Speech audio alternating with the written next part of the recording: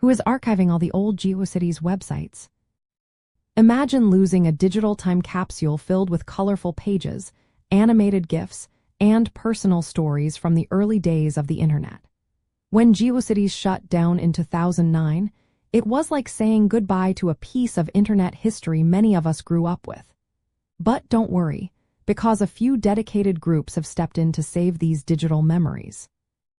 The most well-known is the Internet Archive, a nonprofit organization that has been collecting web pages since the 1990s.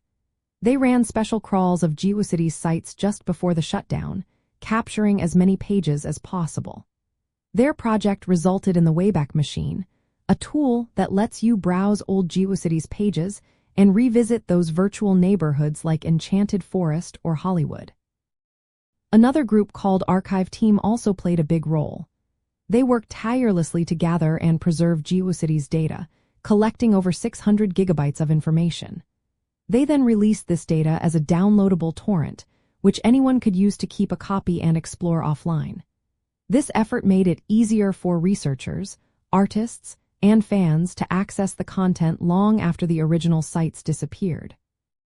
Besides these large organizations, there are independent mirror sites like Geocities, Geocities, and Geocities.ws. These sites automatically copied thousands of Geocities pages, trying to recreate the browsing experience.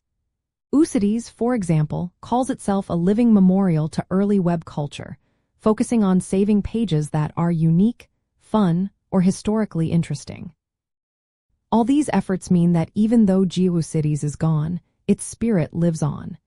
You can still find old fan pages, personal diaries, and creative projects from the 2000 era. These archives are like a digital museum, helping us remember the early days of internet culture and how people express themselves online.